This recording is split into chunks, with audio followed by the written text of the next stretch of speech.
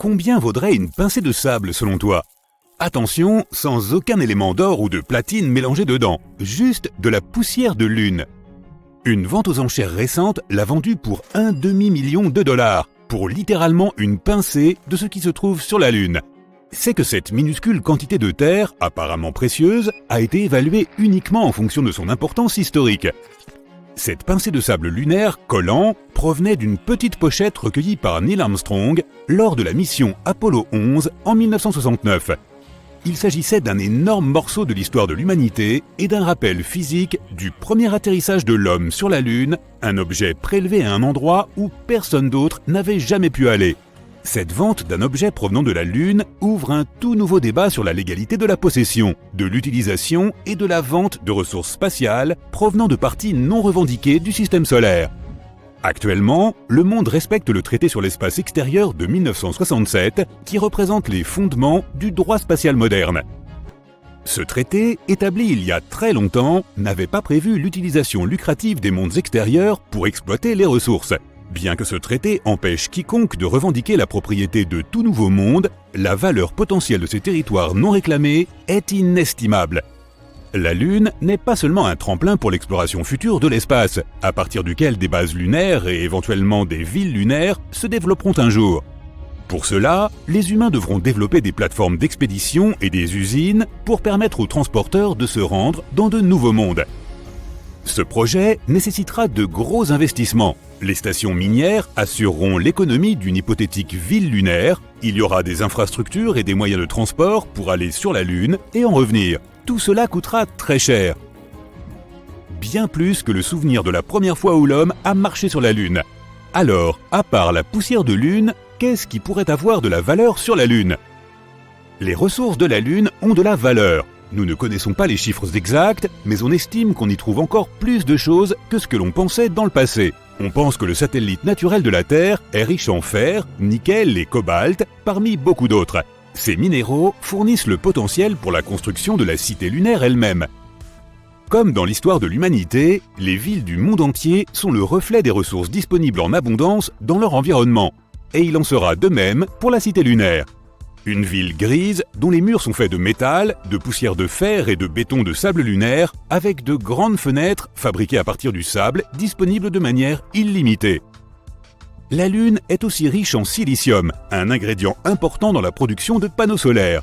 Il existe du calcium qui sert à fabriquer les cellules solaires à base de silicium, ainsi que d'autres ingrédients que l'on peut trouver sur place, comme l'oxyde de titane, le fer et l'aluminium. L'océan de magma qui sommeille depuis longtemps sous la surface de la Lune contient du magnésium.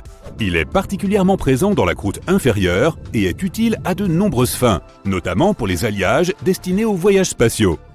La production d'acier nécessite de nombreuses sources de carbone d'une importance cruciale pour soutenir les méga-usines et les milliers de vaisseaux qui seront construits. De nombreux matériaux rares sur la Terre servent dans tout ce qui est électrique.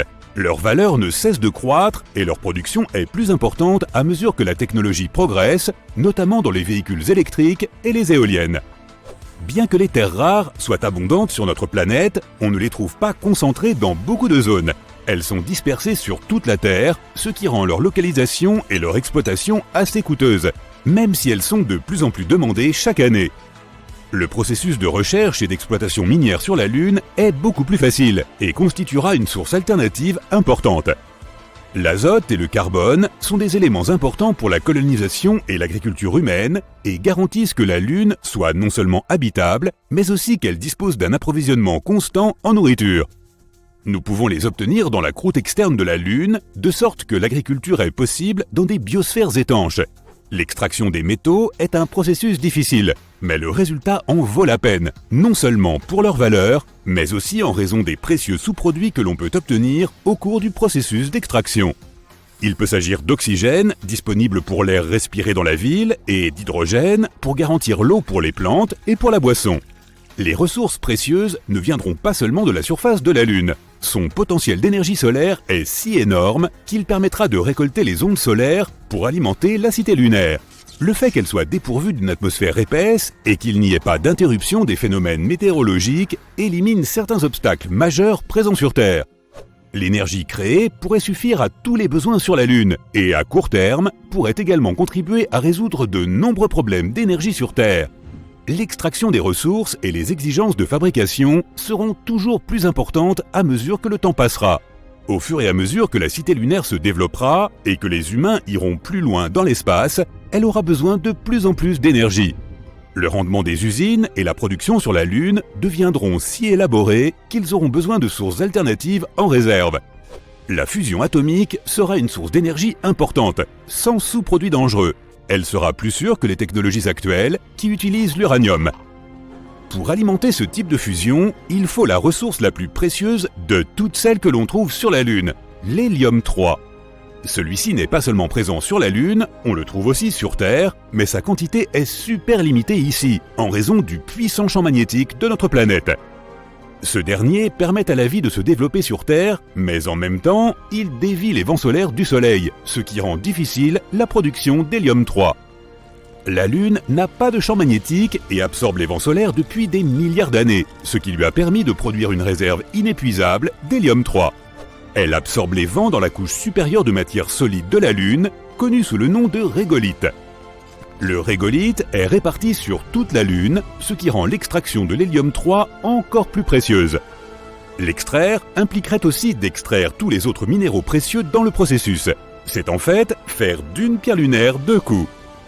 La valeur de l'hélium-3 est si importante que de nombreux pays et entreprises sont déterminés à s'implanter sur la Lune. La valeur de ce seul élément se chiffre en billions de dollars. Certaines personnes pensent que les opportunités que l'hélium-3 offrira à l'humanité sont incommensurables. Il y aura une énergie illimitée qui fournira des millions d'emplois à la cité lunaire. Cette énergie répondra également aux besoins de la Terre. Seulement 25 tonnes d'hélium-3 pourraient alimenter les États-Unis pendant une année entière. Cette ressource permettra d'alimenter toute la Terre durant des milliers d'années et de disposer de suffisamment d'énergie pour guider les humains plus loin dans l'espace. Elle permettra de construire des ports spatiaux autour de la Terre et d'effectuer un voyage plus efficace de la Terre vers l'orbite. À partir de là, les personnes seront transférées dans des navettes destinées à d'autres endroits du système solaire. La durée des vols spatiaux sera considérablement réduite, ce qui permettra de réaliser des vols plus fréquents vers Mars. D'autres ports seront érigés autour de son orbite, permettant à de nouvelles colonies de résider à sa surface. Les colonies minières, qui bénéficieront d'une énergie inépuisable, s'étendront sur toute la planète rouge, dont le sol rouge recèle de précieuses ressources. Ce nouvel âge de la colonisation dans le système solaire provoquera un effet domino, car il continuera à aller de l'avant, progressant avec chaque génération de vaisseaux développés. Les voyages deviendront de plus en plus efficaces, car l'hélium-3 contribuera à faire progresser la technologie des vaisseaux spatiaux. Des avant-postes de toutes sortes se développeront sur les lunes de Jupiter et de Saturne, que ce soit pour rechercher une éventuelle possibilité de vie sur Europe ou Encelade, un de ses satellites naturels, ou pour continuer la production de ressources précieuses à chaque endroit. La Lune continuera à trouver des moyens de fournir l'énergie nécessaire à la terraformation de nouveaux mondes. Elle contribuera au réchauffement de Mars et à l'alimentation d'un champ magnétique artificiel. Cela contribuera aussi à la construction d'un grand réflecteur qui sera capable de refroidir Vénus. Tous ces éléments serviront de base à la création d'autres lieux habitables pour les générations futures d'humains. Tout cela grâce à cette source initiale d'énergie provenant de la Lune. Il est difficile de donner un prix global à la Lune, même si l'on sait que l'exploitation de ces ressources a une valeur. La vraie valeur de la poussière de Lune ne peut pas être déterminée par un chiffre monétaire, mais par son potentiel d'influence sur ce que les humains peuvent créer à mesure que nous progresserons en tant qu'espèce. Au cœur de l'univers se trouve une force mystérieuse et puissante, cachée, dont les secrets n'attendent que d'être percés. C'est une force qui pourrait changer le monde tel que nous le connaissons. Et elle porte le nom d'antimatière. Découvrons ce qu'est cette chose. Et comment nous pourrions l'utiliser pour révolutionner notre vie. L'antimatière, c'est le fantasme de la science-fiction qui prend vie. Tu en as peut-être déjà entendu parler dans Star Trek et Star Wars. Mais il s'agit en fait d'une chose bien réelle que les scientifiques étudient depuis plus d'un siècle. Mais de quoi s'agit-il exactement? Et en quoi diffère-t-elle de la matière ordinaire? Commençons par les bases. Tu sais probablement que les atomes sont constitués de minuscules particules appelées protons, neutrons et électrons. Ces particules sont toutes constituées de matière, c'est-à-dire ce dont nous sommes chacun faits et qui compose le monde qui nous entoure. Et l'antimatière, c'est exactement la même chose, mais avec un petit quelque chose en plus. Au lieu de protons, les atomes d'antimatière ont ce qu'on appelle des antiprotons. À la place des neutrons, des antineutrons. Et en lieu d'électrons, ils ont des positrons. En fait, l'antimatière est constituée de particules dont la charge, le spin et les autres propriétés sont opposées à celles de la matière ordinaire. Tandis qu'un proton a une charge positive, un antiproton a une charge négative. Et tandis qu'un électron a une charge négative, un antiélectron, également connu sous le nom de positron, a une charge positive. Tu comprends ? L'antimatière est en quelque sorte le jumeau contraire de la matière. C'est l'image inversée de tout ce qui nous est familier. Tout comme Batman a le Joker, la matière a l'antimatière. Alors, si tu as toujours voulu savoir ce que ça faisait d'être dans un monde où tout est opposé, voici ta réponse.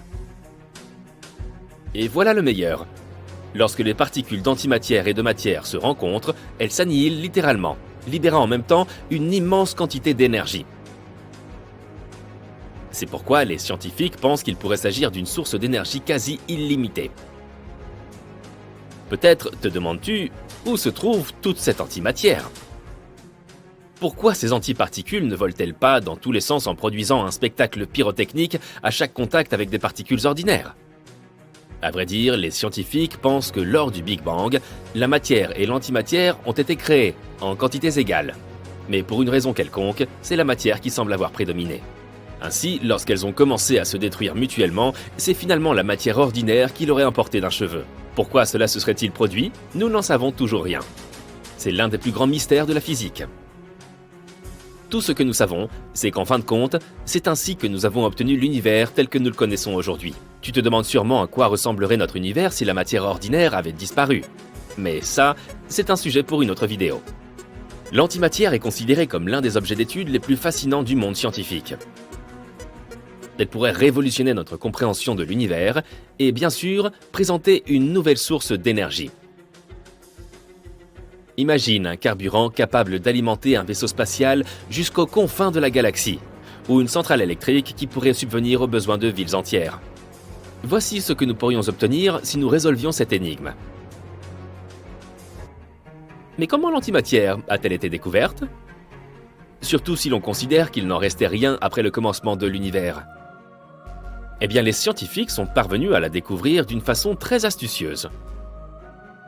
Tout d'abord, il faut remonter le temps, jusqu'au début du XXe siècle. C'est à cette époque qu'un physicien du nom de Paul Dirac a prédit l'existence de l'antimatière.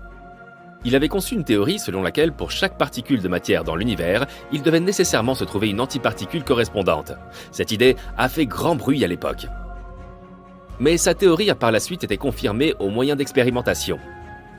Dans les années 1930, un autre physicien, Carl Anderson, a découvert le positron, le contraire de l'électron. C'était la première particule d'antimatière connue.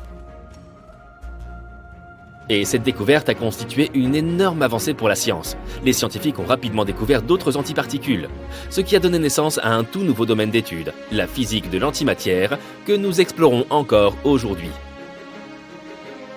Mais comment avons-nous découvert ces particules ? Ne vient-on pas de dire qu'il n'y avait plus eu d'antimatière après le Big Bang ?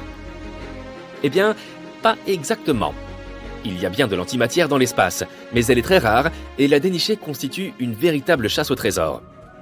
Les scientifiques traquent les particules d'antimatière dans l'espace en recherchant des rayons cosmiques qui en sont composés. Il nous est également possible de créer de l'antimatière en laboratoire. À l'heure actuelle, les scientifiques utilisent pour cela des machines ultra sophistiquées connues sous le nom d'accélérateurs de particules. Le plus célèbre d'entre eux est le Grand Collisionneur de Hadron du CERN, qui est le plus grand au monde. Ces machines projettent de minuscules particules à très grande vitesse. C'est un peu comme un jeu de billard cosmique. Lorsque ces particules s'entrechoquent, elles génèrent des particules d'antimatière. Ensuite, on utilise des conteneurs spéciaux, appelés pièges de Penning, pour stocker celles-ci. C'est comme si tu gardais une petite supernova dans un bocal. À présent, grâce à l'antimatière, nous pouvons changer notre monde du tout au tout. Les chercheurs estiment que même une quantité infime d'antimatière, pas plus que quelques milligrammes, pourrait te donner la même énergie que la combustion de millions de litres d'essence. Ainsi, même avec une toute petite quantité, tu pourras alimenter une ville entière, pendant 1 an. C'est comme si tu tenais la puissance d'une petite étoile dans ta main. C'est pourquoi la communauté scientifique cherche des moyens d'exploiter cette superpuissance pour améliorer nos vies. Ils espèrent l'utiliser pour produire de l'électricité, comme nous le faisons avec le charbon et le gaz naturel. À l'avenir, elle pourrait même être utilisée comme une source d'énergie aussi propre qu'inépuisable. On espère également l'utiliser pour alimenter des vaisseaux spatiaux afin de pouvoir voyager vers d'autres planètes, voire même d'autres étoiles. Imagine une fusée qui pourrait nous emmener aux confins de la galaxie, alimentée par la seule énergie de l'antimatière. Même une petite quantité de celle-ci serait capable de propulser un vaisseau spatial pendant très longtemps. Et ce n'est pas tout. L'antimatière peut également être employée en médecine. Les scientifiques tentent de s'en servir pour lutter contre le cancer et prendre des clichés de l'intérieur de nos corps. C'est comme un formidable outil capable d'aider les médecins de bien des façons. En bref, l'antimatière est aussi puissante que surprenante, et il ne nous reste plus qu'à trouver comment nous en servir. Et c'est là qu'est le hic. Même si l'antimatière est très puissante, elle est aussi très difficile à fabriquer, autant qu'à conserver. Il faut beaucoup d'énergie pour produire ne serait-ce qu'un tout petit peu d'antimatière. Elle nécessite des apports d'énergie considérables, ce qui la rend très chère à produire en grande quantité. Il existe aussi d'autres problèmes.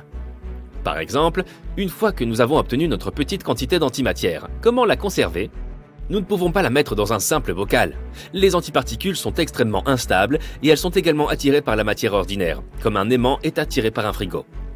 Les scientifiques ont donc trouvé des moyens astucieux de les stocker, comme les piéger dans le vide, ou les garder dans des champs magnétiques incroyablement puissants. Et même dans ces cas-là, il s'agit toujours d'un processus délicat et coûteux. Ces raisons, et bien d'autres encore, expliquent pourquoi l'antimatière n'est pas encore viable pour une production à grande échelle. Si tu essaies de remplir le réservoir de ta voiture avec de l'antimatière, cela coûterait plus cher que le PIB d'un petit pays. Mais même si la création d'antimatière présente un énorme défi scientifique, les bénéfices potentiels sont énormes. C'est pourquoi les chercheurs s'efforcent actuellement de trouver des moyens de produire et de stocker l'antimatière de manière plus efficace et plus rentable. Et s'ils y parviennent, elle pourrait devenir la nouvelle source d'énergie ultime. La recherche sur l'antimatière est un domaine fascinant et qui évolue rapidement. Alors, qui sait, peut-être qu'à l'avenir, nous pourrons éclairer nos maisons et faire avancer nos voitures avec de l'antimatière. Ce serait plutôt génial. La chose la plus chère de l'univers, ouais, génial, s'appelle l'antimatière. Son existence a été théorisée pour la première fois en 1930, quand l'électron a été découvert. Des scientifiques se sont alors dit que son contraire devait également exister. Et ils ont appelé cette particule hypothétique le positron. Plus tard, on prouva l'existence des antipodes d'autres particules élémentaires, les protons et les neutrons. Les poltrons sont arrivés un peu plus tard. Lorsqu'une particule et son jumeau maléfique entrent en collision, ils disparaissent, libérant des tonnes d'énergie, 10 000 fois plus que ce que le fait une réaction nucléaire. Mais il y a un hic. Il faut environ 100 milliards d'années pour créer seulement 1 gramme d'antimatière, et on ne peut la créer qu'en utilisant le gros collisionneur de hadrons. C'est pourquoi 1 gramme de cette substance coûte environ 62 billions de dollars, et nous ne sommes pas encore prêts d'en obtenir autant. Au cours de toute l'histoire de l'observation spatiale, seuls 2 objets provenant d'un autre système stellaire, ou peut-être même d'une autre galaxie, sont entrés dans notre système solaire. Le premier était l'astéroïde Oumuamua, découvert en 2017. Le second était Borisov, une comète découverte en août 2019. Le nuage de poussière qui l'entoure permet aux scientifiques d'en savoir plus sur les substances qui pourraient nous venir d'une autre galaxie. Une étoile peu ordinaire en forme de goutte d'eau a été découverte. Elle possède presque 2 fois la masse du Soleil et ressemble à une grosse goutte de lave, à cause de l'étoile naine qui se trouve près d'elle. Cette petite voisine attire son énergie et déforme sa surface. Les trous noirs peuvent aussi faire cela. À quelques 215 millions d'années-lumière de nous, une étoile a été spaghettifiée par la gravité d'un trou noir situé à proximité. Les astronomes sur Terre ont dû utiliser des dizaines de télescopes pour enregistrer l'événement. Ce qu'ils ont vu, c'est un trou noir engloutissant une étoile en l'étirant jusqu'à ce qu'elle ne soit plus qu'un mince rayon de matière. Pendant qu'ils mangeaient, le trou éjectait des milliards de tonnes de matière stellaire dans l'espace. Mais à environ 250 millions d'années-lumière de chez nous, a eu lieu un événement miraculeux. En 2020, une géante rouge s'est approchée de trop près d'un trou noir massif, 400 000 fois plus lourd que le Soleil, et s'est retrouvée prise dans son champ gravitationnel. Normalement, cela signifie qu'il n'y a pas d'échappatoire. Une fois qu'un trou noir a attrapé quelque chose, il ne le lâchera plus. Mais dans le cas qui nous occupe, l'étoile a réussi à s'échapper. Ses couches externes ont été en grande partie englouties par la bête noire affamée, ne lui laissant que son noyau en fusion, une naine blanche. Mais profitant de cette perte de masse, elle s'est arrachée à l'attraction du trou noir et a commencé à tourner autour de lui sur une orbite croissante. Les scientifiques sont cependant certains que cette naine blanche sera prisonnière à jamais du trou noir car celui-ci continue de grignoter sa surface, bien qu'elle s'éloigne toujours plus. À la fin, l'étoile se refroidira et deviendra une planète semblable à Jupiter. Mais cela ne se produira peut-être que dans 1 trillion d'années. Moi, je ne serai plus là. Soit dans un temps dépassant largement celui parcouru par l'univers jusqu'à présent. Il a été prouvé qu'une planète peut orbiter autour d'un trou noir comme elle le ferait autour d'une étoile. L'énergie du trou alimenterait alors cette planète. Mais pour survivre dans de telles conditions et ne pas être aspirée dans l'horizon des événements, la planète devra orbiter très rapidement, à une vitesse proche de celle de la lumière, et le trou noir lui-même devra tourner à la même vitesse. Je ne peux qu'imaginer le genre de vie qu'on mènerait sur une telle planète. Rapide ? Les tremblements de terre sur la Lune, ou devrais-je dire les tremblements de Lune, ne relèvent pas de la science-fiction. Ils ne se produisent pas aussi souvent que sur notre planète, et quand ils se produisent, ils le font plus près du centre de notre satellite. Les scientifiques pensent que les tremblements de Lune pourraient être causés par la gravité de la Terre et du Soleil. Il y a aussi des tremblements de Mars. Pendant longtemps, la planète rouge a été considérée comme tectoniquement inactive. Mais des observations plus récentes ont montré qu'il s'y produit bien quelques séismes de faible intensité de temps en temps. Tu ne pourrais probablement pas les ressentir si tu te trouvais à la surface de Mars, mais cela signifie que, sous ces paysages rouges et poussiéreux, des événements géologiques continuent d'avoir lieu. À une distance de 640 années-lumière du Soleil, des scientifiques ont découvert la planète WASP-76b, où il pleut du fer. Cette planète est très proche de son Soleil et a toujours son même côté tourné vers lui. On parle alors de verrouillage gravitationnel. La température du côté ensoleillé est si élevée que les métaux y fondent et s'y évaporent. L'autre moitié de la planète est assez froide pour que les métaux se condensent à nouveau et y tombent sous forme de pluie. Et puisqu'on parle de verrouillage gravitationnel, c'est aussi la situation de la Lune. Notre satellite n'a pas vraiment un côté sombre, il est simplement toujours tourné vers nous d'un même côté. Lorsque la Lune se trouve entre la Terre et le Soleil, ce que nous considérons comme la face sombre s'illumine. Mais nous ne pouvons juste pas la voir de notre planète. Et voilà. Il s'avère qu'il y a beaucoup de planètes dans l'univers et même dans la Voie lactée sur lesquelles se trouve de l'eau liquide ou gelée. La plus proche fait même partie de notre système solaire, c'est Europe, l'une des lunes de Jupiter.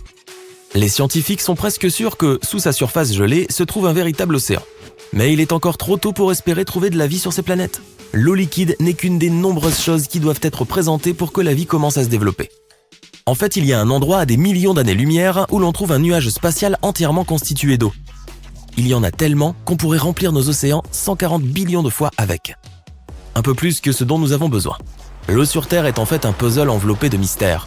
La théorie la plus populaire est qu'elle a été apportée sur notre planète par des comètes et des astéroïdes glacés qui ont laissé derrière eux non seulement d'importants cratères, mais aussi la substance liquide grâce à laquelle nous avons eu la possibilité d'exister.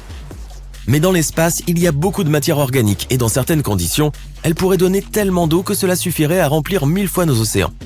Les chercheurs ont réalisé une expérience dans laquelle ils ont chauffé cette matière organique et obtenu de l'eau claire et du pétrole. Si cela est confirmé par des études ultérieures, ça pourrait signifier que le pétrole lui-même est apparu sur Terre non seulement grâce aux restes fossilisés d'êtres vivants, mais qu'il provient aussi en partie de l'espace. Et pourtant, il pourrait y avoir environ 6 milliards de planètes semblables à la Terre dans la seule Voie lactée. Des données récentes ont montré qu'une étoile semblable au Soleil sur 5 pourrait avoir au moins une planète dans sa zone habitable. Mais il ne peut pas s'agir de n'importe quelle planète. Il lui faut un noyau et une surface faite de roches, et sa taille doit être proche de celle de la Terre. Située dans la zone habitable de son étoile, une telle planète aurait de grandes chances de voir des créatures vivantes se développer à sa surface, tout au moins des microbes. Et s'il y a des milliards de ces planètes dans notre galaxie, on peut dire sans risque qu'au moins d'une d'entre elles est non seulement habitable, mais déjà habitée. Et maintenant, multiplie cela par le nombre de galaxies dans l'univers, en considérant aussi que beaucoup d'entre elles sont bien plus grandes que la Voie lactée. Cela nous donne des milliards et des milliards d'étoiles semblables au Soleil et de planètes semblables à la Terre. Certaines d'entre elles doivent même être très proches de notre machine ronde. Jusqu'à récemment, nous pensions que notre galaxie ressemblait à une spirale circulaire. Mais des recherches récentes ont montré qu'elle ressemblait davantage à une chips Pringles. Des scientifiques ont mesuré les distances entre le Soleil et les autres étoiles et ont créé une carte en 3 dimensions de la Voie lactée à partir de ces données. Il s'est avéré que notre galaxie est légèrement incurvée sur les bords et qu'elle a une forme en S. Et écoute ça, si nous nous tenons debout, c'est peut-être à cause des explosions de supernovas. Il y a environ 2,5 millions d'années, une supernova a été projetée des rayons cosmiques sur notre planète. Ils ont déclenché une série de tempêtes électriques dans l'atmosphère terrestre, qui se sont ensuite transformées en orages. Ceux-ci ont à leur tour provoqué des incendies de forêt dans le nord-est de l'Afrique où vivaient nos ancêtres. Ces incendies ont transformé la zone forestière en savane, la pression atmosphérique a changé et nos ancêtres ont dû se tenir sur 2 jambes pour survivre. La plus grande explosion depuis le Big Bang a été enregistrée en 2019. Elle s'est produite dans l'amas d'Ophiuchus, qui réunit des milliers de galaxies. Selon les scientifiques, ce serait comme de déclencher 20 milliards de milliards, soit 18 zéros, de mégatonnes d'explosion de TNT tous les millièmes de seconde pendant 240 millions d'années. Je n'ai pas fait le calcul moi-même, je n'ai jamais été très bon en maths. Tu te souviens de l'astéroïde qui a anéanti les dinosaures sur notre planète ? Qui pourrait l'oublier ? Il est possible qu'un autre spectacle cosmique se soit mal terminé pour au moins 75% de la vie sur Terre dans le passé.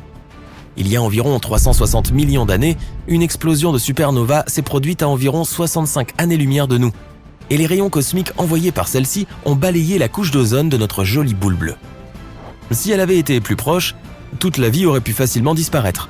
En ce moment, la plus grande menace pour nous vient de Betelgeuse. Pas le film. Une étoile géante à environ 600 années-lumière de nous. Si elle se transforme en supernova, nous la verrons à l'œil nu, même pendant la journée.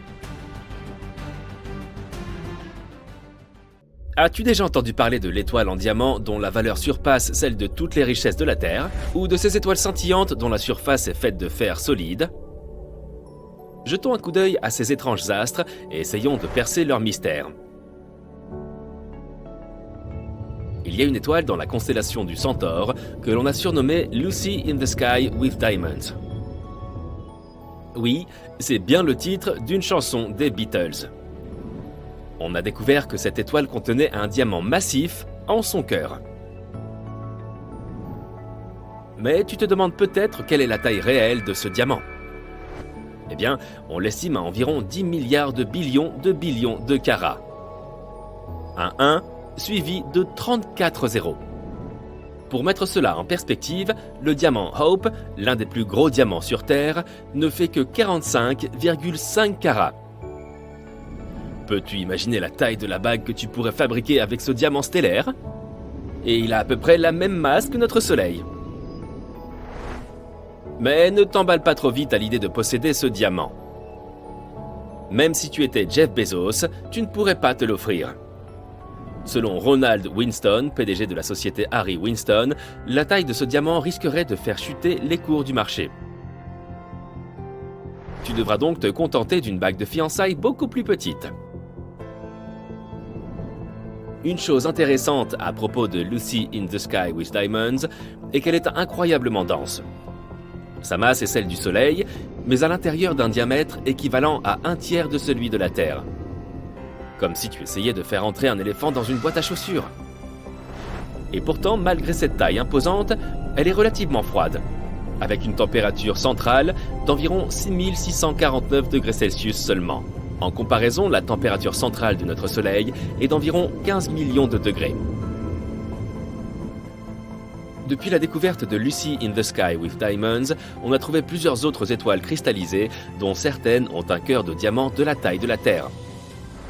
Cela prouve bien que l'univers est plein de surprises, et qu'on ne sait jamais quel genre de trésor on découvrira dans la vaste étendue de l'espace.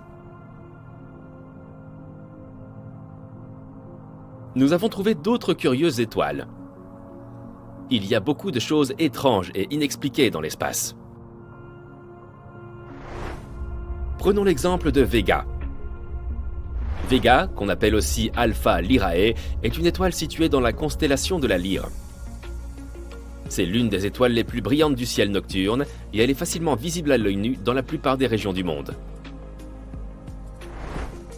Pour nous, habitants de l'hémisphère nord, Vega est une belle étoile lumineuse.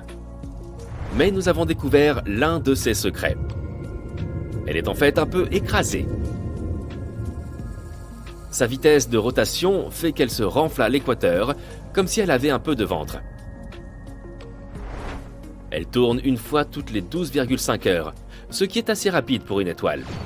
Et elle projette de la matière autour d'elle. C'est un peu comme si elle faisait du hula hoop. Cette matière étant assez éloignée de son centre, elle subit donc moins la gravité, ce qui la refroidit et l'assombrit. On appelle ça assombrissement par la gravité. Vega est donc le pire cauchemar d'un conseiller en fitness cosmique. Pour nous qui l'observons, elle paraît toujours ronde, parce que nous la regardons depuis l'extrémité du pôle de la Terre. Si nous l'observions depuis un autre angle, nous aurions une vue très différente. Et nous nous demanderions si Vega ne se goinfre pas de beignets cosmiques quand nous lui tournons le dos. Mais même si nous nous moquons un peu de son tour de taille, il est indéniable que Vega reste l'une des étoiles les plus fascinantes de notre galaxie. Mais tu veux voir quelque chose de vraiment brillant? Que dirais-tu d'une supernova? Les supernovas sont de gigantesques explosions qui se produisent lorsque les étoiles atteignent la fin de leur vie. C'est comme le bouquet final d'un feu d'artifice, mais à l'échelle cosmique. Elle libère plus d'énergie en quelques secondes que notre Soleil n'en produira pendant toute sa vie. Et c'est exactement ce qui est arrivé à l'étoile que nous allons voir maintenant. Un objet céleste nommé IPFT I4HLS. Mais il y a un hic. Il ne s'agit pas d'une supernova ordinaire. Cette étoile a bien explosé en 2014 et a commencé à s'éteindre comme attendu. Mais elle a ensuite recommencé à briller. Tu parles d'une entrée en scène. Et comme si cela ne suffisait pas, elle a continué à s'éteindre, puis à s'illuminer au moins 5 fois au total. Un peu comme un yo-yo. C'est comme si elle n'arrivait pas à décider si elle voulait continuer à briller ou s'éteindre pour toujours. En outre, lorsque les scientifiques ont mesuré le spectre de cette supernova, ils ont constaté qu'elle évoluait 10 fois plus lentement que les autres étoiles. Peut-être qu'elle souhaite simplement profiter un peu de sa vieillesse. En somme, cet objet est un véritable mystère. Mais ce n'est pas la seule étoile souffrant du syndrome 2 en 1. À première vue, MY Camelopardalis semble assez ordinaire. Mais en y regardant de plus près, les astronomes ont découvert qu'il s'agissait en fait de 2 étoiles. Elles tournent l'une autour de l'autre à plus de 950 000 km/h. Il s'agit d'un système stellaire binaire à contact, ce qui signifie que les étoiles sont si proches l'une de l'autre qu'elles partagent une enveloppe commune. En d'autres termes, elles sont si proches qu'elles se bécotent, littéralement. Ces Roméo et Juliette célestes sont l'une des étoiles binaires les plus massives que l'on connaisse. Elles pèsent respectivement 32 et 38 masses solaires.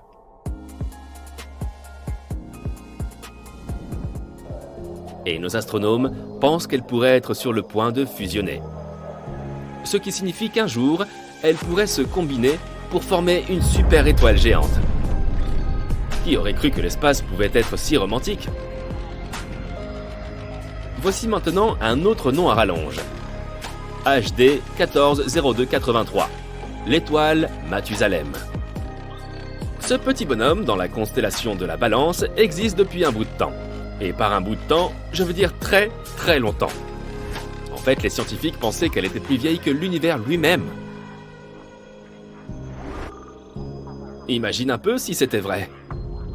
Mais ils ont fini par découvrir qu'elle avait environ 14 milliards d'années, soit le même âge que notre univers. C'est quand même assez impressionnant. Elle est si vieille qu'elle se souvient de l'époque où la Voie lactée n'était qu'une petite galaxie. Malgré tout, elle a encore un peu de vie en elle. Elle commence tout juste à se transformer en géante rouge, ce qui est un peu comme lorsque tu atteins la trentaine. Elle vieillit donc assez bien. Mais si toutes ces choses restent plus ou moins compréhensibles, que dire de cette étoile que les astronomes ont surnommée WTF, ou qu'est-ce que c'est que ce truc? On l'appelle aujourd'hui l'étoile de Tabi. Elle a aussi un nom plus scientifique, mais il est un peu long. Ce qui est vraiment bizarre chez elle, c'est sa luminosité irrégulière. Pour une raison inconnue, elle ne brille pas comme une étoile normale. Elle clignote, comme quand on allume et éteint une lampe de poche. Et il ne s'agit pas d'une petite baisse de luminosité, mais d'une chute de 22%. Ce n'est donc pas parce qu'un objet viendrait la cacher de temps à autre. Les scientifiques ont toutes sortes de théories sur ce comportement étrange. Des comètes, de la poussière, une mégastructure extraterrestre. Oui, mais avant que ton imagination ne s'emballe, il est important de noter que l'explication la plus probable est celle de la poussière. L'étoile serait entourée d'une espèce de nuage de poussière qui nous empêcherait parfois de la voir nettement. Mais cette explication n'est pas encore confirmée à 100%. Et il reste encore beaucoup de mystères autour de l'étoile de Tabi. Une chose est sûre, elle est peut-être un peu bizarre, mais c'est ce qui la rend si fascinante. Et voilà, mon ami.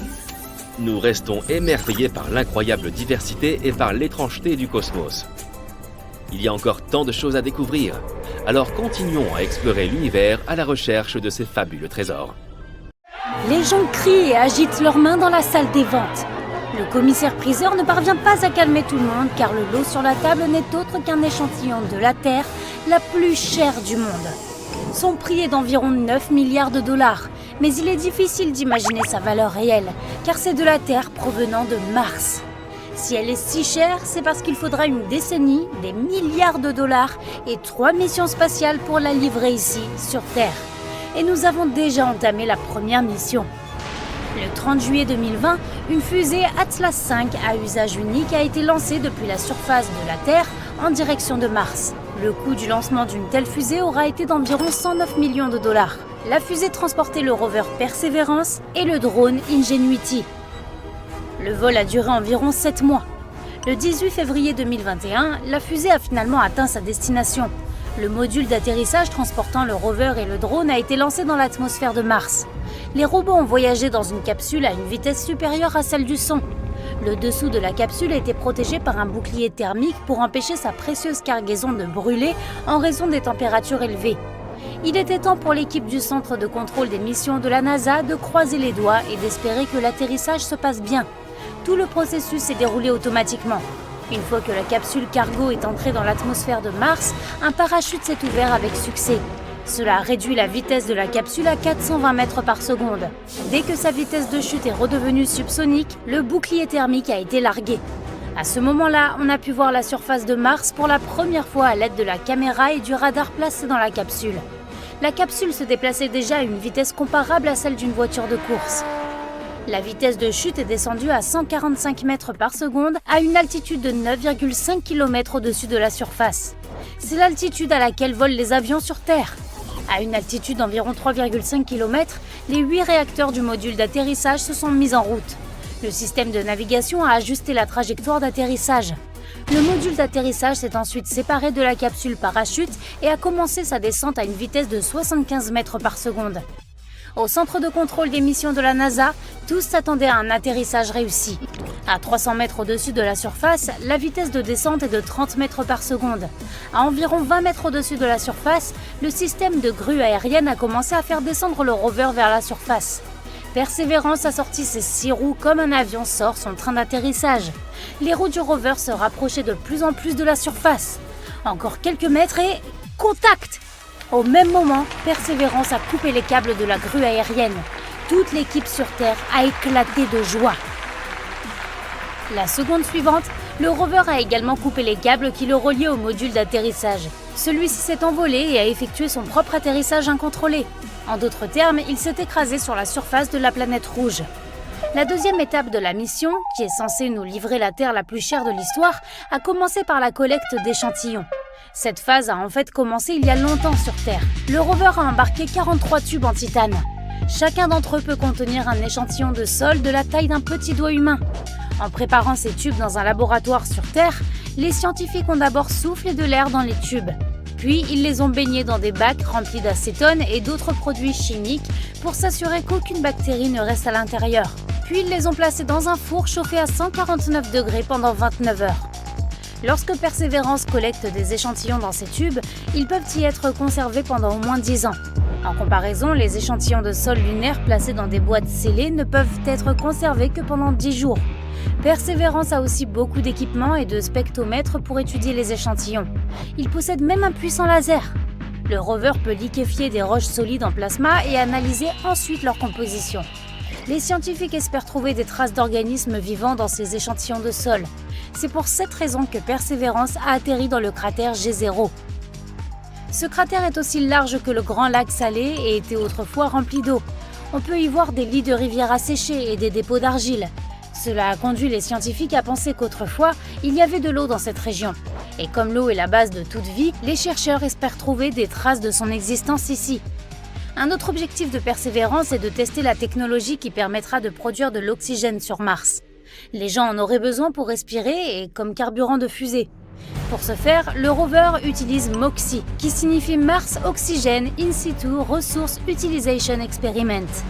Il s'agit d'une boîte de la taille d'une cage de hamster et qui pèse autant qu'un gros chien. Sa fonction est de pressuriser l'air martien pour qu'il ressemble à celui de la Terre, puis de le chauffer. Une réaction chimique avec un métal spécial à l'intérieur de la boîte est censée séparer un atome d'oxygène du dioxyde de carbone, ce qui donnera du monoxyde de carbone et de l'oxygène pur. Si cette technologie s'avère efficace, elle sera appliquée à une échelle 200 fois plus grande. Ainsi, nous produirons suffisamment d'oxygène pour que les astronautes puissent respirer et que des fusées puissent être lancées vers la Terre. Ainsi, le rover de 2,7 milliards de dollars, ce qui comprend son coût de conception, sa construction et son entretien, collectera des échantillons de terre et de roches jusqu'en 2023. Il laissera des tubes fermés contenant des échantillons directement sur la surface de Mars. Et près d'une décennie plus tard, ils seront collectés. Mais on aura besoin d'un autre rover pour faire cela. Il faudra plusieurs milliards de dollars pour mettre en place une nouvelle mission. Il lui faudra ensuite 7 mois pour atteindre Mars. Après cela, il y aura un autre atterrissage compliqué. Ce sera un simple rover avec de grandes roues qui l'aideront à contourner les collines martiennes. De grands panneaux solaires l'alimenteront en électricité. Ce rover rassemblera tous les échantillons collectés par Persévérance, puis il les chargera dans une caisse de la taille d'un ballon de basket et les transportera vers la fusée qui aura atterri sur Mars en même temps que lui. L'étape suivante consistera à livrer ces découvertes à la Terre. La fusée avec les échantillons de sol et de roches devra décoller de Mars et se placer sur son orbite. Un autre vaisseau spatial l'y attendra. La fusée propulsera la valise d'échantillons et le vaisseau spatial l'attrapera. Ce vaisseau spatial démarrera alors ses moteurs et repartira vers la Terre. À son arrivée, le vaisseau spatial larguera un véhicule de rentrée. Il s'agit en gros d'une capsule contenant la valise à échantillons et protégée par des boucliers thermiques. Lorsque la capsule entrera dans l'atmosphère terrestre, elle deviendra très chaude à cause de la friction avec l'air. Mais les boucliers protégeront les échantillons et la capsule atterrira quelque part dans l'Utah. La durée totale de la mission pour livrer les échantillons sera d'environ 5 ans. Ce n'est qu'après cela que les échantillons seront prêts pour les analyses et on saura enfin s'il y a eu de la vie sur Mars. Était-ce avant la naissance de la Terre, il y a environ 4 milliards d'années? Ou était-ce avant que les humains ne deviennent une espèce intelligente? Les scientifiques espèrent trouver les réponses à ces questions. C'est pourquoi ces échantillons valent en réalité beaucoup plus que 9 milliards de dollars. Et si Mars s'avérait effectivement être un endroit potentiellement habitable et que les gens voulaient y construire une colonie, il faudrait alors encore quelques décennies de travail avant que nous puissions nous rendre sur la planète rouge. Pour ce faire, il faudrait utiliser plusieurs dizaines de fusées. D'abord, un vaisseau spatial vide serait envoyé en orbite à l'aide d'une fusée de lancement. Ensuite, une autre fusée livrerait du matériel à ce vaisseau spatial. Et on aurait encore besoin d'une autre fusée pour ravitailler le vaisseau en carburant. Alors seulement un voyage de 7 mois vers Mars commencerait. Le vaisseau spatial devrait livrer suffisamment de matériel de recherche, de matériaux de construction et d'autres fournitures sur Mars. Ensuite, il faudra organiser la production d'énergie. Nous pourrions utiliser des centrales nucléaires ou des panneaux solaires pour cela. Les habitations seraient très probablement situées sous terre. L'atmosphère de Mars ne protège pas beaucoup des radiations solaires, si bien qu'il faudrait se cacher du soleil. Les prochaines tâches seraient la production de carburant et d'oxygène. MOXIE pourrait nous aider dans ce domaine, de même que l'agriculture vivrière.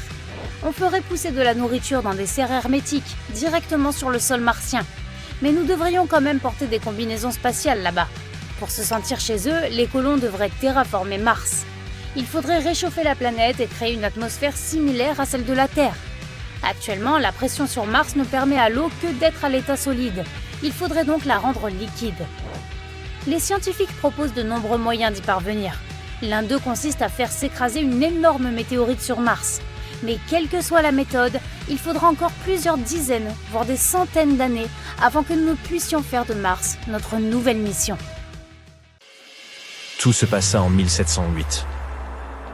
Le 8 juin, le galion espagnol San José rentrait en Espagne depuis les Caraïbes. Au total, il y avait 17 navires.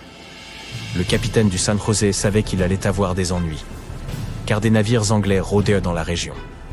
Il savait qu'il serait à la recherche du trésor chargé sur les navires.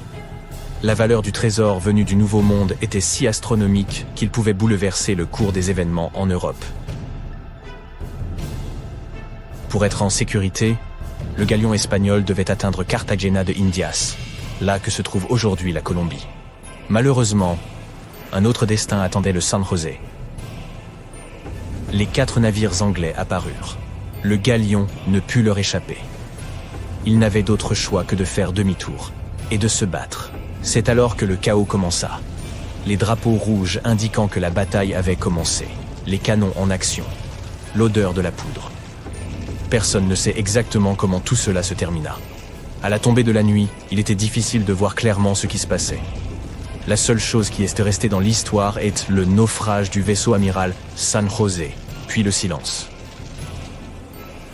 Vaisseau amiral, le San José était un galion très important d'un point de vue stratégique. Il transportait une quantité incroyable de métaux précieux tels que de l'or et de l'argent, mais aussi des perles et des pierres précieuses telles que les émeraudes. Tout cela resta au fond de l'océan pendant les 3 siècles suivants. Mais comment ce trésor perdu se transforma-t-il en légende? Tout d'abord, les estimations financières du trésor avancées par les scientifiques choquèrent tout le monde.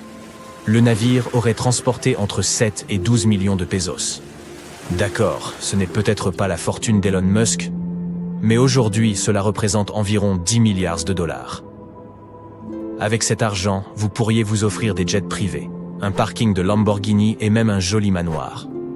Et encore, il vous resterait encore beaucoup d'argent. À l'instar des pièces trouvées sur le Titanic, on pourrait penser que tout cela a dû rouiller. Mais lorsqu'il s'agit d'or, les choses se passent différemment. Le Titanic ne transportait pas d'or, ou du moins pas beaucoup. Les bijoux qui se trouvaient sur le Titanic étaient des effets personnels. Or, ce qui est génial avec l'or, c'est qu'il ne réagit jamais avec l'oxygène. Cela signifie que l'or véritable ne rouille pas et ne ternit pas. Si votre collier en or devient un peu plus foncé, c'est le signe qu'il ne s'agit pas d'or pur, mais d'un alliage, ce qui est également intéressant, car vous pouvez facilement le nettoyer. Pour en revenir au trésor perdu de San José, les pièces d'or qui s'y trouvent, même plus de 300 ans plus tard, sont censées avoir le même aspect aujourd'hui que le jour où elles ont été frappées. Revenons maintenant à l'endroit où le navire est censé avoir coulé. Vous vous souvenez que je vous ai dit que le capitaine voulait se rendre au rivage où se trouve aujourd'hui la Colombie? Eh bien, le 4 décembre 2015, le navire a effectivement été retrouvé dans les eaux de la Colombie. Comme pour beaucoup d'autres choses importantes aujourd'hui, le monde l'a appris par un tweet, envoyé par le président colombien de l'époque, Juan Manuel Santos. Cela fait des décennies que l'on cherchait le San José, et une fois qu'il a été retrouvé, sa popularité n'a fait que croître, et les mythes à son sujet se sont multipliés. L'une des légendes fut racontée par le Seigneur Santos lui-même. Après la découverte de l'épave, il accorda une brève interview à la radio. Le fait est que la découverte était plutôt inattendue. De nombreuses personnes ont consacré beaucoup de temps et d'efforts à la recherche de cette épave, et beaucoup d'entre elles avaient même abandonné l'espoir de la trouver un jour. Juan Manuel Santos raconta comment l'épave avait été découverte. Lors d'un événement officiel à l'extérieur de la Colombie, il fut abordé par un homme. Celui-ci ressemblait au célèbre écrivain Hemingway. Il portait une barbe blanche et avait des cheveux blancs. La seule chose que voulait cet homme à l'allure d'Hemingway, c'était 2 minutes de temps de parole de Santos. Le président céda et écouta cet homme. Ce qui se passa ensuite est incroyable. L'homme sortit une carte ancienne, plus précisément une copie soigneusement encadrée, et dit au président que personne d'autre ne la connaissait.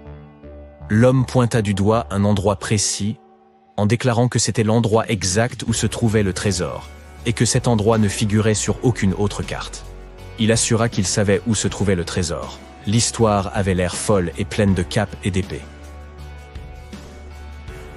Qui que fût cet homme, il s'avéra qu'il avait raison. Son identité reste un mystère pour tout le monde, mais d'une manière ou d'une autre, cet homme avait trouvé le financement, déterminé la zone à inspecter et s'était même frayé un chemin jusqu'au président. Certes, le San José était rempli d'or et celui qui le trouverait serait riche jusqu'à la fin de ses jours.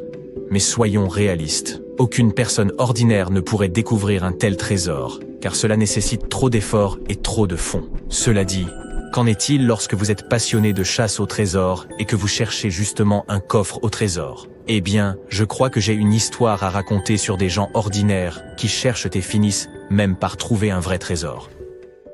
Voici Forrest Fenn, un millionnaire excentrique qui a caché un trésor de 1 à 5 millions de dollars. Sa valeur exacte n'a pas été identifiée. Monsieur Fenn lui-même a déclaré qu'il n'avait jamais essayé de l'évaluer.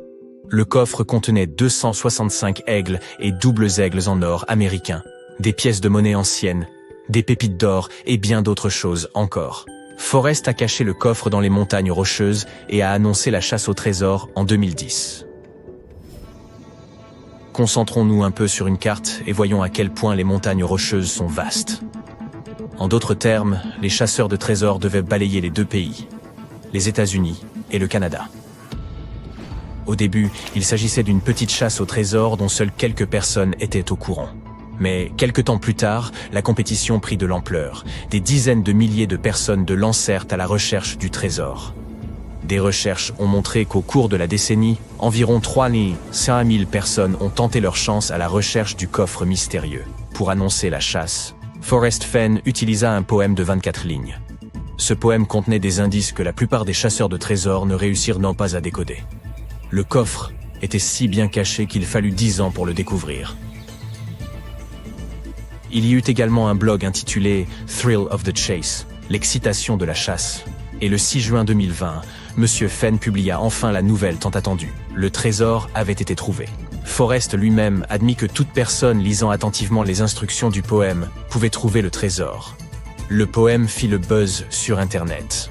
De nombreux internautes essayèrent de décoder les 9 indices qu'il contenait. Certains d'entre eux donnèrent même des clés possibles pour décoder l'énigme. Ces spéculations ont peut-être aidé la personne qui trouva finalement le trésor. Au départ, Forrest Fenn lui-même ne savait pas qui avait déchiffré tous les codes du poème, traversé la forêt dense et récupéré le coffre. L'heureux élu avait préféré garder l'anonymat. Tout ce que nous savions, c'est qu'il s'agissait d'un homme originaire de l'Est des États-Unis. Le gagnant envoya une photo à Forrest Fenn et la chasse au trésor était officiellement terminée. Mais quelque temps plus tard, il se dévoila. Il s'agissait de Jack Stueff, un ancien journaliste et étudiant en médecine.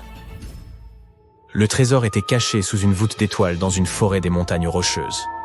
La végétation y est luxuriante, ce qui explique que le coffre ait été caché en profondeur. Le coffre n'a jamais été déplacé de l'endroit où il a été caché à l'origine. L'endroit exact est encore inconnu. Mais nous savons que le trésor a été caché dans le Wyoming. Jack admit que tous les trésors annoncés n'avaient pas été trouvés dans le coffre. Une petite grenouille en or sur un collier et une bague en émeraude espagnole manquaient à l'appel. Forrest retrouva en effet la grenouille dans sa collection et la donna à Stueff, mais il ne retrouva pas la bague. La chasse au trésor créée par Forrest Fenn peut sembler extravagante, mais il a expliqué pourquoi il avait décidé de la lancer. La seule chose qu'il prétendait avoir en tête était de donner de l'espoir aux gens. Cela peut sembler étrange, mais les trouvailles minières font souvent partie des découvertes les plus excitantes. Prêt pour une chasse au trésor? Ou peut-être qu'on pourrait simplement jeter un coup d'œil à ce que d'autres personnes ont trouvé sans quitter notre zone de confort. La tanzanite est une pierre plus précieuse et plus chère que les diamants. Elle a été découverte pour la première fois en 1967 en Tanzanie, comme son nom l'indique. La tanzanite est devenue populaire après que Tiffany & Co a commencé à l'utiliser dans ses bijoux. La pierre coûte 200 à 350 $ par carat. Ce chiffre n'est pas très élevé comparé aux autres pierres précieuses de la liste, mais les experts affirment que le prix de la pierre va monter en flèche dans les 20 à 25 prochaines années.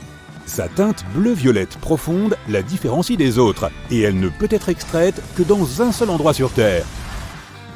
La pierre précieuse suivante est le béryl rouge.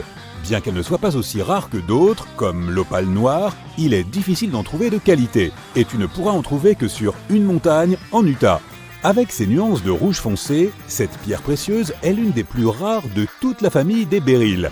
Le prix de cette beauté peut atteindre 10 000 $ par carat, mais bonne chance pour la trouver en vente. Avec leur teinte verte envoûtante, les émeraudes sont très populaires, même si la plupart ont des imperfections mineures. En de rares occasions, une émeraude naturelle sans aucun défaut apparaît sur le marché, et elle peut alors être vendue pour une somme faramineuse. Par exemple, la légendaire émeraude Rockefeller de 18 carats a été vendue aux enchères pour 5,5 millions de $, soit 305 000 $ par carat. Elle a ainsi battu tous les records de prix par carat. L'opale est une pierre précieuse multicolore que l'on trouve principalement en Australie. Les types les plus courants sont les opales blanches, grises et vertes. Mais penchons-nous sur la plus rare d'entre elles, l'opale noire. Cette dernière contient de nombreuses couleurs de l'arc-en-ciel. Et chaque fois que tu l'admires, tu peux voir d'autres couleurs que tu n'avais pas remarquées auparavant. Il est très difficile de l'extraire et il n'y a aucune garantie d'en trouver. Cette opale Virgin Rainbow est estimée à 1 million de $ et est devenue la plus chère du monde. Elle a été découverte en 2003 par John Dunstan. Et ce qui est encore plus impressionnant, c'est qu'elle a été trouvée à l'intérieur d'un ancien squelette de seiche. Voici une bague sertie du rubis Sunrise. Son nom vient d'un poème portant le même titre, écrit au XIIIe siècle. Mais ce qui rend cette pierre célèbre n'est pas son nom. Elle a été vendue en 2015 pour 30 millions de $, ce qui en a fait le rubis le plus cher de tous les temps. L'identité de l'acheteur a été gardée secrète. Il n'y a pas que les pierres précieuses qui coûtent une fortune. Voici l'un des métaux les plus chers au monde, le rhodium. Il n'est pas aussi connu et populaire que par exemple le platine, mais il devient progressivement l'un des matériaux les plus recherchés sur le marché. 80% de la demande de rhodium provient de l'industrie automobile mondiale. La production annuelle est d'environ 30 tonnes. À titre de comparaison, les chercheurs d'or extraient entre 2500 et 3000 tonnes de ce métal précieux chaque année. Tu comprends maintenant pourquoi le rhodium est si cher. Savais-tu qu'en anglais, pépite se dit nugget? Oui, comme les nuggets de poulet. Ça donne faim, n'est-ce pas? Quoi qu'il en soit, la plus grosse pépite d'or du monde a maintenant plus d'1 siècle. 2 mineurs ont trouvé cet énorme morceau de métal précieux dans les champs aurifères d'Australie en 1869. Il pesait 97 kg et mesurait 61 cm de long. Les mineurs l'ont appelé « Welcome Stranger », qui signifie « Bienvenue étranger », et ils sont devenus riches instantanément. À cette époque, on pouvait devenir millionnaire du jour au lendemain. De nos jours, il y a le loto, très improbable, mais pas impossible. L'une des petites filles des mineurs a dit que lorsque les gens entendaient son nom, ils lui demandaient toujours où était l'or ou à quel point elle était riche. Elle répondait qu'elle ne l'était pas et qu'elle n'avait même pas de bijoux fabriqués à partir du Welcome Stranger. Imagine que tu as 12 ans et que tu trouves un diamant d'une valeur de 15 000 $ alors que tu te promènes dans un parc. C'est ce qui est arrivé à Michael Detlef. Il a probablement dépensé tout son capital chance ce jour-là. Dans un parc normal, tu peux voir des arbres, des feuilles, des pierres, etc. Mais dans le parc d'État américain Crater of Diamonds, tu peux trouver un vrai diamant. Ce parc est très spécial, car c'est là que se trouvent 8 des plus grands gisements de diamants du monde. Et n'importe qui, littéralement n'importe qui, peut s'y rendre et chercher des diamants. Et la règle est que celui qui trouve une pierre peut la garder. Alors n'hésite pas à aller te trouver un diamant là-bas. Tu pourrais même être plus chanceux que Michael Detlef. Il a trouvé son diamant de 5,16 carats après moins d'1 minute de recherche. As-tu déjà vu le plus gros diamant orange jamais vendu aux enchères? Il a été acheté pour 35,5 millions de $ en 2013. Cela représente environ 2,4 millions de $ par carat, ce qui est le prix le plus élevé par carat payé pour un diamant coloré. Des mineurs ont récemment découvert le plus gros diamant rose trouvé depuis plus de 300 ans. Il a été surnommé Lulo Rose, car il provient de la mine de Lulo, dans le nord-est de l'Angola. Il pèse 170 carats. À l'heure actuelle, le plus gros diamant rose du monde est le Darya-i Noor de 182 carats de la collection iranienne de bijoux nationaux. Mais le Lu'lu'u rose, récemment découvert, est presque aussi gros. Les diamants roses sont relativement rares. Les scientifiques ne savent pas expliquer précisément ce qui donne à la gemme cette teinte rosée. Peut-être sont-ils timides ou facilement embarrassés. Quoi qu'il en soit, ils valent beaucoup d'argent. En 1999, des mineurs d'Afrique du Sud ont découvert un diamant rose brut de 132 carats, appelé plus tard le Pink Star, qui signifie « étoile rose ». En 2013, le Pink Star a été vendu aux enchères pour environ 83 millions de dollars, devenant ainsi la pierre précieuse la plus chère jamais vendue. En 2000, des mineurs ont trouvé une gigantesque pierre de jade de 18 tonnes au Canada. Ils voulaient garder la pierre, mais ils ont reçu une offre généreuse. Les acheteurs voulaient transformer l'énorme morceau de jade en une statue de Bouddha. Finalement, la pierre a été taillée en une statue pesant 4 tonnes. Tu es peut-être assis sur une fortune cachée sous ta maison ou dans ton jardin. De temps en temps, les gens découvrent des choses étranges et précieuses sur leur propriété. C'est ce qui est arrivé à un marchand de pierres précieuses chanceux au Sri Lanka. Il avait des problèmes d'approvisionnement en eau, alors il a décidé de faire creuser un puits dans son jardin. Les ouvriers y ont trouvé une grappe de saphir de 2,5 millions de carats. Elle pesait plus de 453 kilos et valait environ 100 millions de dollars sur le marché. Voilà qui a dû lui permettre de régler son problème d'approvisionnement en eau. Nous avons évoqué les opales noires rares, mais on ne peut s'empêcher de mentionner l'opale ananas. C'est l'un des types d'opales les plus rares et les plus fascinants. Ce n'est pas un fruit fossilisé ou quelque chose du genre. Seule la forme de cet amas de cristaux ressemble à celle de l'ananas, et ces pierres se trouvent uniquement sur les falaises blanches d'Australie. S'il y a des pépites d'or, il devrait aussi y avoir des pépites d'argent, n'est-ce pas? Oui, il en existe bel et bien. D'ailleurs, la plus grosse pépite d'argent jamais extraite a été trouvée aux États-Unis. Elle pesait 840 kg et était trop grosse pour être transportée en une seule pièce, si bien qu'elle a été découpée en 3 morceaux et déplacée de la mine de Smuggler près d'Aspen dans le Colorado en 1894. Regarde cette pierre précieuse violette étincelante. L'impératrice d'Uruguay est la plus grande géode d'améthyste du monde. C'est une roche creuse avec des milliers de cristaux parfaits qui se sont formés à l'intérieur. Cette géode a 130 millions d'années. Elle fait 3 mètres de haut et pèse 2,5 tonnes. Imagine que tu puisses extraire un objet aussi gros du sol. Il a fallu 3 mois aux mineurs pour la sortir du basalte solide qui l'entourait. Et maintenant, que ferais-tu si tu trouvais quelque chose d'aussi précieux que ces trésors? À ton avis, qu'y a-t-il au fond de l'océan? Et si on te disait qu'en plus des restes du Titanic et d'autres mystérieux animaux sous-marins, les fonds océaniques recèlent plus de 20 millions de tonnes d'or? Incroyable, non? Il semblerait que cet or soit difficile à extraire et que personne n'ait tenté de le déterrer. Mais si on parvenait à l'extraire, chaque personne vivant sur la planète pourrait recevoir 4 kg d'or. Et maintenant, accroche-toi. En 2016, lors d'une vente aux enchères dans un grand marché aux poissons de Tokyo, au Japon, une espèce de thon rouge en voie de disparition a été vendue pour 14 millions de yens, ce qui équivaut à plus ou moins 100 000 euros. Et ce n'était même pas le poisson le plus cher jamais vendu. Il semblerait que les enchères sur les poissons soient devenues une sorte de tradition au Tsukiji, un célèbre marché aux poissons du Japon. La première vente aux enchères de la nouvelle année attire des acheteurs du monde entier. Ils viennent placer leurs offres dans l'espoir d'acheter des espèces rares de poissons. Et apparemment, le thon rouge est l'un des plus chers du moment. Il pèse environ 221 kg. En 2019, un seul spécimen a été vendu pour le prix ahurissant de 3 millions d'euros. Le montant le plus élevé que quelqu'un ait payé pour un poisson à ce jour. Si nous faisons le calcul, cela signifie qu'un kilogramme de thon rouge coûte environ 13 500 euros. Qui aurait cru que le poisson pouvait être aussi cher? Une étude récente menée en 2011 a révélé qu'un seul requin de récif de Palau, un pays insulaire de l'océan Pacifique, aurait une valeur estimée à près de 2 millions d'euros au cours de sa vie. Cette valeur est basée sur le nombre de touristes que les requins de récif attirent sur les sites de plongée. Nous sommes certains que l'océan est plein de richesses. Cela peut sembler cynique de penser à la nature de cette façon, mais si quelqu'un voulait acheter toute l'eau de l'océan et tout ce qu'elle contient, as-tu la moindre idée du prix que cela coûterait? Serait-il même possible d'évaluer ce prix?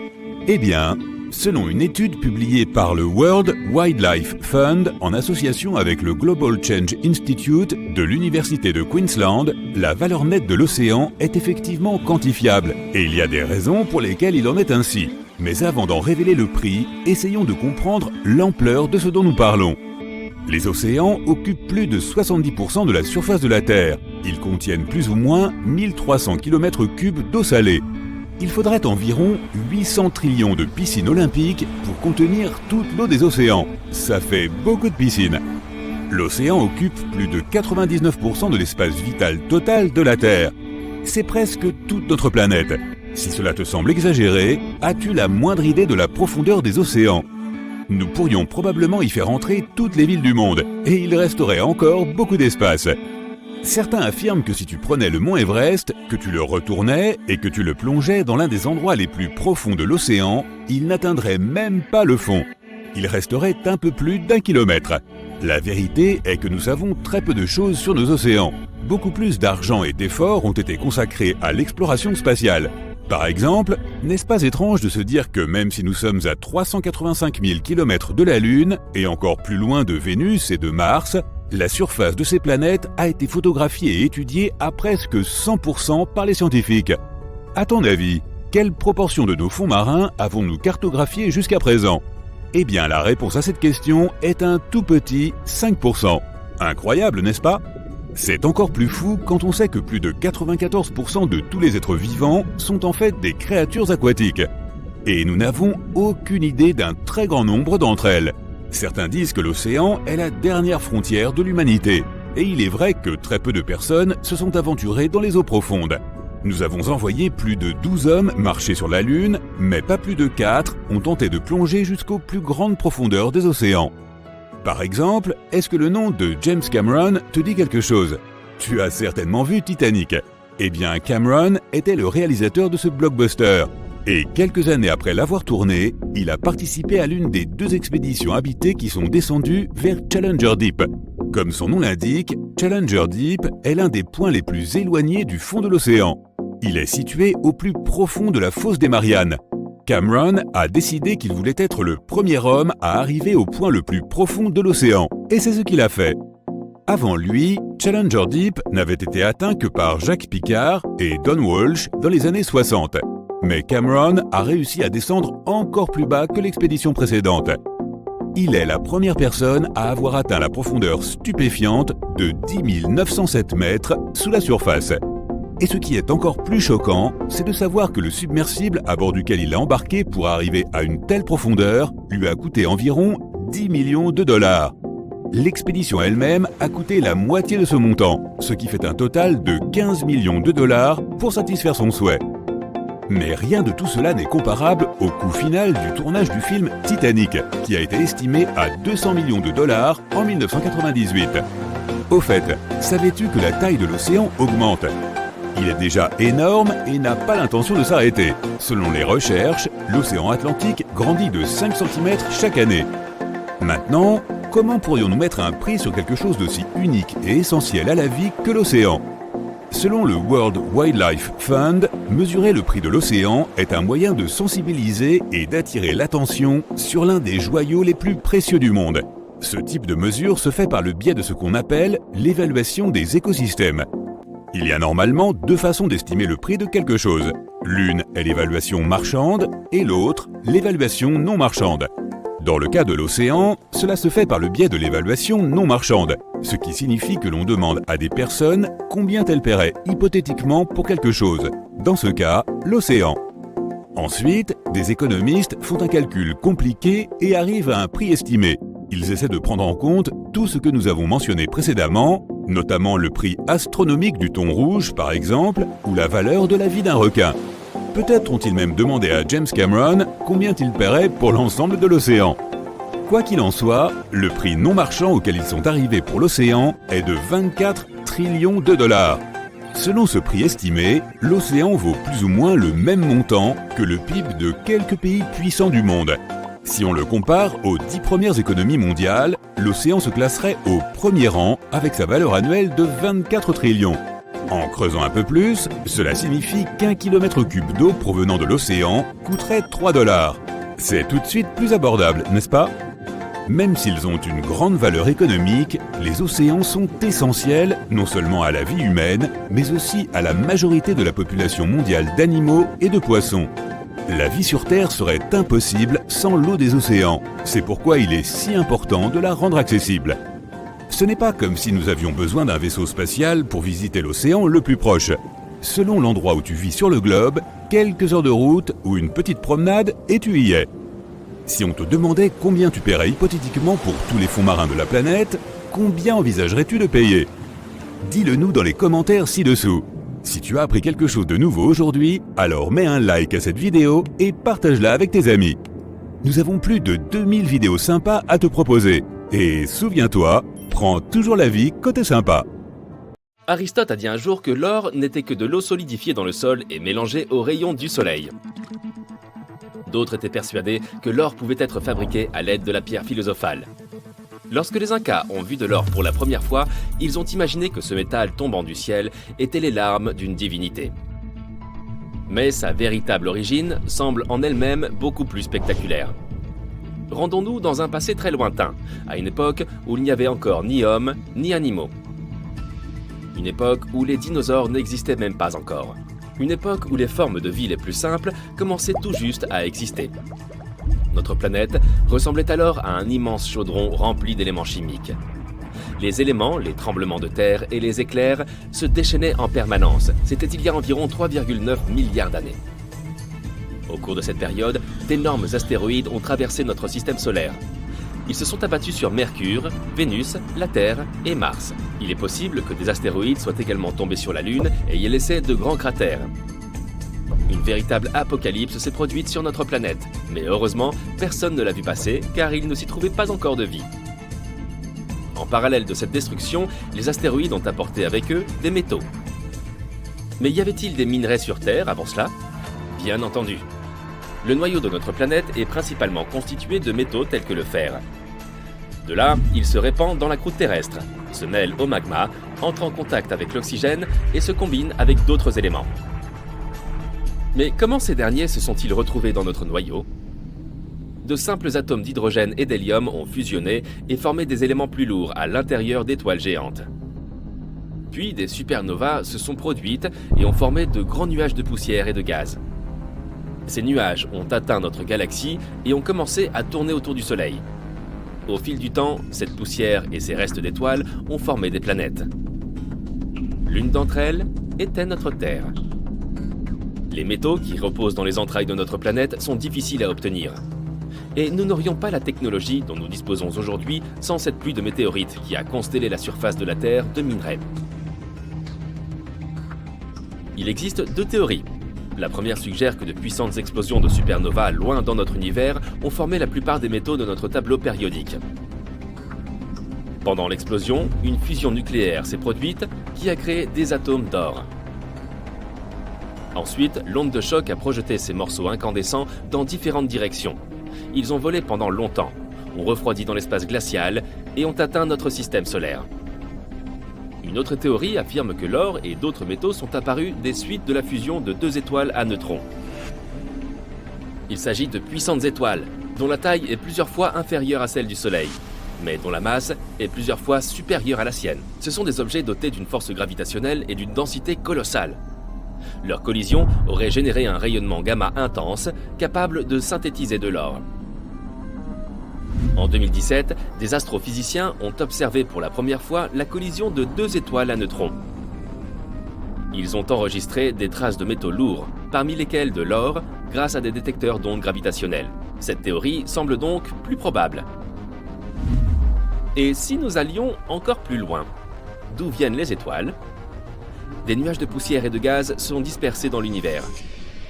Ils se mélangent, se combinent en une seule masse et grossissent comme une énorme boule de neige. Ils se pressent les uns les autres et génèrent une force gravitationnelle. Lorsque toute la matière s'effondre sur elle-même, elle commence à chauffer. Et cette poussée d'énergie crée alors une étoile. Certains physiciens supposent que les étoiles, au cours de leur vie, peuvent produire la plupart des éléments du tableau périodique. Si cette théorie est vraie, alors notre corps est également constitué de particules d'étoiles. Nous découlons peut-être d'une gigantesque supernova qui a explosé il y a des milliards d'années, à l'autre bout de l'univers. Plus de 50 ans se sont écoulés depuis l'apparition de cette théorie, mais personne ne l'a ni prouvée ni réfutée depuis. Revenons à notre or. L'un des plus grands gisements d'or au monde se trouve en Afrique australe.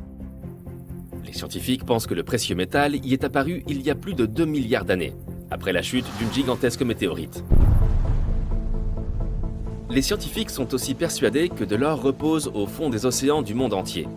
Entre 10 et 20 millions de tonnes de ce métal précieux pourraient se trouver sous les eaux. Mais il ne s'agit pas de grosses pépites, mais plutôt de minuscules particules dissoutes dans le liquide. L'extraction de cet or serait donc bien trop coûteuse. Découvrons maintenant comment les gens extraient de l'or et le transforment en bijoux. Tout d'abord, il faut trouver des gisements d'or, de grandes parcelles de terre ou de roches à l'intérieur desquelles l'or est caché. Les mineurs emploient alors des pioches, des pelles et des machines pour extraire des éclats brillants de la roche. Ces morceaux sont ensuite dissous dans un acide spécial qui sépare l'or des autres solides. Ensuite, d'autres substances sont retirées du métal précieux par fusion ou par l'injection de gaz. Lorsque l'or est raffiné, on vérifie sa pureté, 99,9% étant la valeur de référence. Et voilà le travail, ton or est prêt à servir. Il est possible de le transformer en bijoux ou en composants électroniques. Les métaux les plus rares sur Terre proviennent également des étoiles. Il s'agit du rhodium et de l'iridium. Ils sont plusieurs fois plus chers que l'or, non en raison de leur beauté, mais de leur intérêt pratique. Par exemple, le rhodium et l'iridium peuvent rendre des gaz nocifs inoffensifs. Et 90% de la demande de ce métal provient du marché automobile. Ces métaux sont utilisés dans la fabrication des catalyseurs qui sont nécessaires pour réduire les gaz d'échappement nocifs. Lorsque les substances toxiques produites lors de la combustion du carburant entrent en contact avec ces métaux rares, elles deviennent aussi plus sûres, puisqu'une micro-couche de rhodium et d'iridium est appliquée sur les parois du cylindre. L'or, le platine, le rhodium et l'iridium sont les métaux les plus chers. Mais qu'en est-il des plus durables ? Il est un peu compliqué d'élire un grand vainqueur, car la résistance d'un métal dépend de 4 critères. Tout d'abord, il y a la résistance à la traction. C'est la capacité d'un métal à supporter la rupture. Par exemple, la pâte à modeler a une très faible résistance à la traction, car tu peux facilement l'étirer dans différentes directions. Au sein des métaux, c'est peut-être le tungstène qui est le plus difficile à étirer. Un autre critère est la résistance à la compression. Il s'agit de la capacité d'un métal à résister à une pression quelconque, et dans ce domaine, c'est le chrome qui est l'un des plus résistants. Le troisième critère de résistance des métaux est la limite d'élasticité.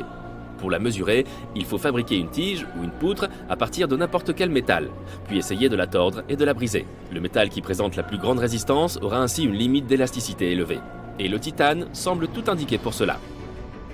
Le quatrième critère est la résistance au choc.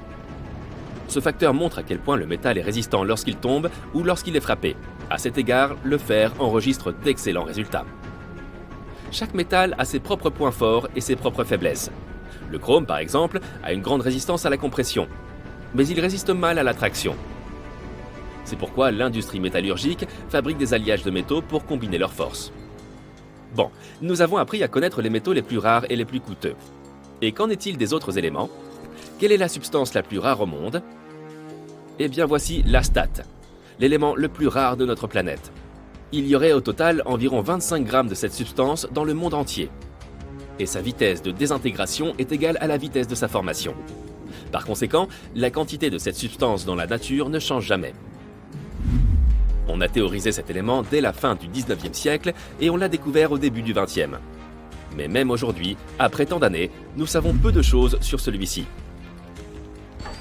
En 1869, le créateur du tableau périodique, Dimitri Mendeleïev, a déduit qu'il existait une certaine substance, correspondant au numéro 85 au sein du groupe des halogènes. Ce groupe d'éléments non métalliques comprend des substances telles que le fluor, le chlore, le brome et l'iode. L'astate est donc considéré comme le plus lourd de tous les halogènes connus et le plus semblable aux métaux. Il a un point de fusion bas et conduit mal la chaleur et l'électricité. Il est cassant à l'état solide, et a une couleur sombre. Aujourd'hui encore, les scientifiques ne connaissent pas toutes ses propriétés. Il est presque impossible de le trouver dans la nature. Mais les chimistes ont appris à le synthétiser artificiellement. On ne sait pas non plus comment exploiter cet élément, car il est trop radioactif. Mais dans certains laboratoires, les chercheurs mènent des expériences en utilisant l'astate pour traiter les maladies thyroïdiennes. La météorite de Fukang a presque le même âge que notre système solaire, soit 4,5 milliards d'années. C'est la météorite la plus chère de la planète. Elle est composée de métaux et d'olivine, un cristal appelé la pierre précieuse cosmique. La météorite a été séparée en morceaux qui ont ensuite été vendus un par un. Le prix total est de 1,8 million de dollars. À la Nouvelle-Orléans, tu peux déguster une glace pour le prix d'un appartement à New York. Le dessert d'Arnaud aux fraises est composé de fraises, d'épices, de menthe et de glace à la vanille. Toute cette splendeur est accompagnée d'une bague en or blanc avec un diamant rose de 7 carats. Une portion coûte près de 4 millions de dollars. Pour 3 millions de dollars, tu peux acheter 3 voitures de sport sympas ou un collier pour ton chien. Mais si tu optes pour cette deuxième option, tu devras payer 200 000 dollars de plus. Toutefois, les 1600 diamants du collier brillent à merveille. Et ton toutou sera irrésistible. Tout le monde aime les dinosaures, surtout ce collectionneur qui a récemment acheté un squelette de T-Rex aux enchères.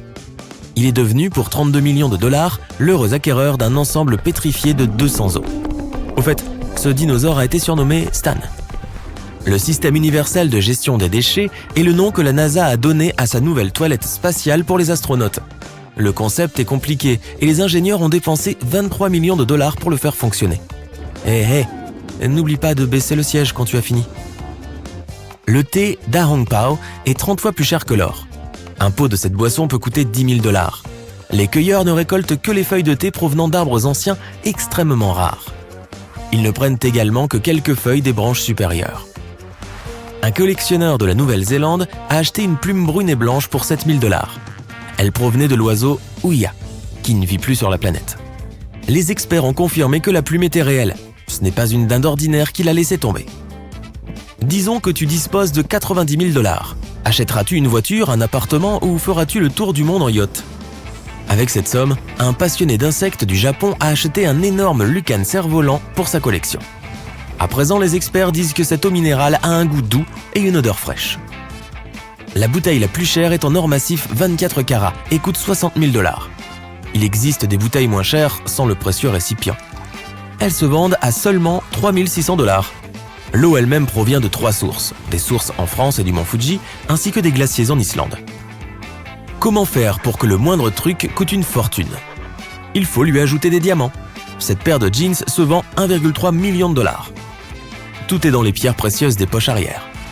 250 000 dollars, c'est ce que peut coûter le vernis à ongles. Pour rendre cette laque vraiment luxueuse, les créateurs y ont ajouté 267 carats de diamants noirs. En 1927, le capitaine Charles Lindbergh a traversé l'Atlantique aux commandes de son avion. Le portrait du pilote a ensuite été imprimé sur 200 pochettes d'allumettes. En 2019, un collectionneur en a acheté une pour la somme record de 6 000 dollars. Il a payé 13 dollars supplémentaires pour les frais d'expédition. Est-ce que tu rêves d'un skateboard incroyablement cher? Offre-toi le Golden Skateboard qui coûte 15 000 dollars. Et oui, c'est un objet fonctionnel et entièrement fait en or. En cadeau, tu recevras des gants en coton qui ne laisseront pas de rayures sur la précieuse surface. Peu importe l'or que tu laisseras tomber en faisant tes figures de folie. Tout est plus beau quand on le recouvre d'or. C'est probablement la devise de ceux qui ont créé le clavier le plus cher au monde. Son prix est de 4 500 dollars. Les touches sont recouvertes de la sève de l'arbre à laque japonais et saupoudrées de poussière d'or. Oups, tu as été négligent, et voilà qu'il y a de la poussière d'or sur le sol? Heureusement qu'il y a un aspirateur à 22 000 dollars. Il est non seulement puissant, mais aussi orné de 3700 cristaux Swarovski. Quand tu vas en Italie, ne manque pas de goûter à la pizza Louis XIII.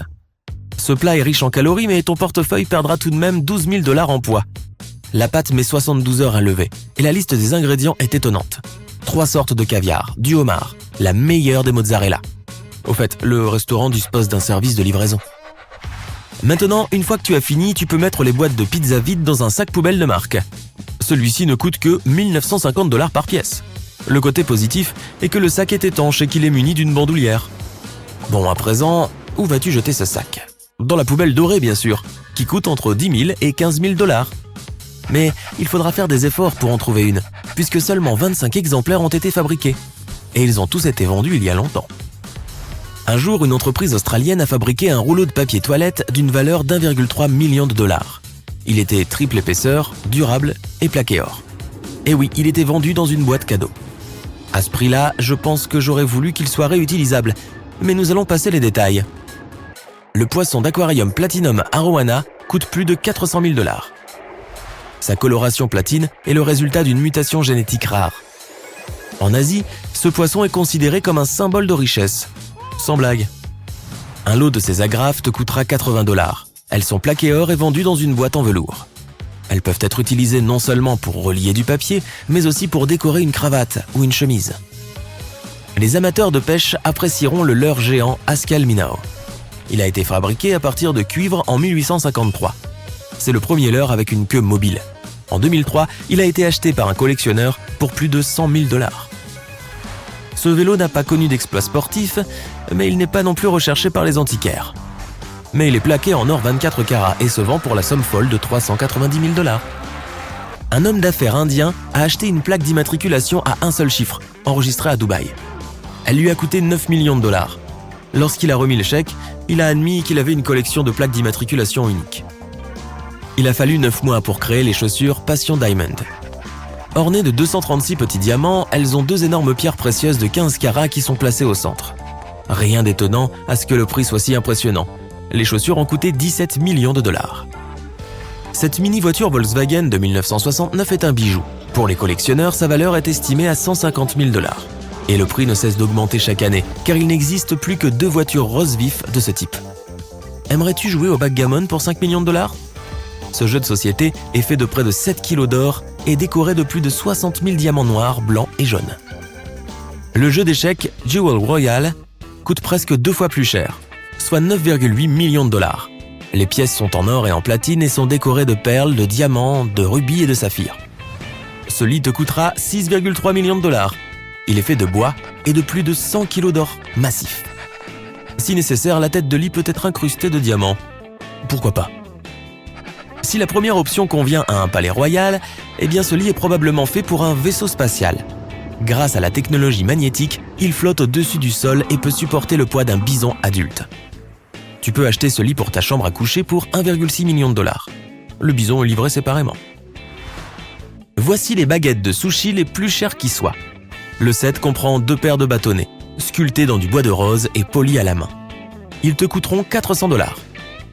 Si jamais tu ne sais pas quoi faire de ton argent, aide-moi un peu, tu veux? Sinon, achète-toi peut-être des lacets en or pour 19 000 $.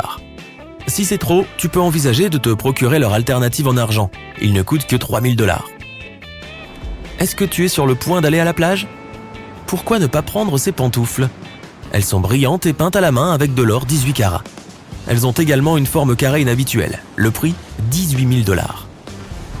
Oh, et puisque tu te diriges vers le bord de mer, voici l'une des serviettes de plage les plus chères. Elle est très douce au toucher et ne coûte que 530 $. Le rossignol de Kuala Lumpur n'est pas le nom d'un oiseau rare. C'est une robe qui vaut 30 millions de $. Créée en 2009, elle est ornée de 750 diamants.